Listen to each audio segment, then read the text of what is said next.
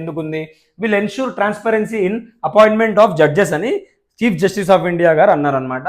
ఒక ఏంటి ఇది సుప్రీంకోర్టు జడ్జెస్ అపాయింట్మెంట్ ఎలా జరుగుతుంది, ఏం కాన్స్టిట్యూషనల్ ప్రొవిజన్స్ ఉన్నాయి, ఎగ్జామ్ పాయింట్ ఆఫ్ వ్యూలో మనకి ఏం ఇంపార్టెంట్ అనేది డీటెయిల్గా చూద్దామండి. మీరు ఇట్లానే క్యారీ అవ్వండి, మెంటర్స్ అకాడమీని ఇలానే ముందుకు తీసుకెళ్ళండి, మీరు ముందుకెళ్ళండి. ఓకేనా అండి, మీకు అన్ని హెల్ప్ఫుల్గానే ఉంటుంది. ఓకేనా. కాన్స్టిట్యూషనల్ ప్రొవిజన్స్ ఫస్ట్, ఏ కాన్స్టిట్యూషనల్ ఆర్టికల్స్ కింద జడ్జెస్ని అపాయింట్ చేస్తారు? Article 124 sub clause 2. ఓకేనా. Judges of supreme court are appointed by the president of India. ఎవరు అపాయింట్ చేస్తారు? President of India. అందుకే మనది ఇంటిగ్రేటెడ్ డెమోక్రసీ అనమాట. ఎగ్జిక్యూటివ్ జ్యుడిషియరీని అపాయింట్ చేస్తుంది. ఓకేనా. మనం strict separation of power follow అవ్వము. ఓకేనా. రైట్. కోఆపరేటివ్ ఫెడరలిజం ఉంటుంది, కోఆపరేటివ్ సెపరేషన్ ఆఫ్ పవర్ ఉంటుంది. President must consult with judges of the supreme court and high courts if deemed necessary. ఒకవేళ అవసరం పడితే వాళ్ళతో అడిగి చేయాలన్నమాట. ఓకేనా. స్ట్రెంత్ వచ్చేసి యాజ్ ఆఫ్ 2024 మనకు ఎంతమంది ఉన్నారు జడ్జెస్ అంటే 34 జడ్జెస్ సుప్రీం కోర్ట్ జడ్జెస్ ఉన్నారు. ఒకరు చీఫ్ జస్టిస్ ప్లస్ 33 జడ్జెస్ ఉన్నారు. ఓకేనా. యూపీఎస్సీ ఇలా కూడా అడగొచ్చు యాజ్ ఆఫ్ నో ఎంతమంది ఉన్నారు అని చెప్పి, ఫుల్ స్ట్రెంత్ ఉంది అన్నట్లు. ఓకేనా. క్వాలిఫికేషన్స్ ఏమున్నాయి అసలు జడ్జి కావాలంటే? క్వాలిఫికేషన్స్ ఏమున్నాయి? ఏ ఆర్టికల్లో చెప్తున్నారు? సబ్ క్లాస్ 3లో చెప్తున్నారు. Same article 124. A person is eligible if they are a citizen of India. Supreme court judge అవ్వాలంటే తను సిటిజన్ ఆఫ్ ఇండియా కావాలి.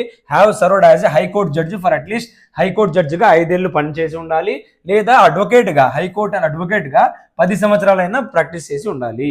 Next, or a distinguished jurist in president's opinion. President గారు అనుకోవాలి తను సరైన పర్సన్ ఈ జాబ్కి ఫిట్ అని చెప్పి. ఓకేనా. ఈ 4 ఎలిజిబిలిటీస్ చాలా జాగ్రత్తగా చూసుకోండి. ఎగ్జామ్ పాయింట్ ఆఫ్ వ్యూలో చాలా ఇంపార్టెంట్ ఒక్కొక్క పాయింట్. టెన్యూర్ అండ్ ఓత్, ఇది కూడా చాలా ఇంపార్టెంట్ అనమాట. టెన్యూర్ ఎంత ఉంటుంది అంటే 65 years అనమాట సుప్రీంకోర్టు జడ్జికి. హైకోర్టు జడ్జికి ఎంత ఉంటుంది టెన్యూర్? మీరు కామెంట్స్లో పెట్టండి. ఓకేనా. ఎప్పుడు వరకు ఆయన హైకోర్టు జడ్జిగా ఉండవచ్చు?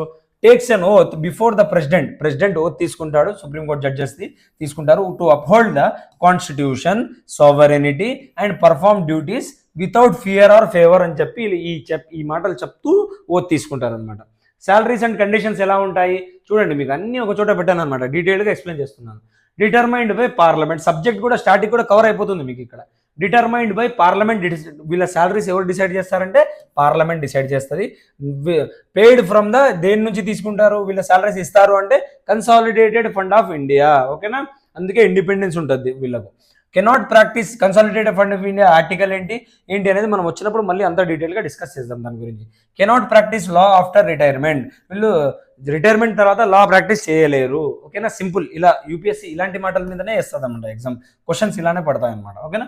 Under article 128 retired judges can be asked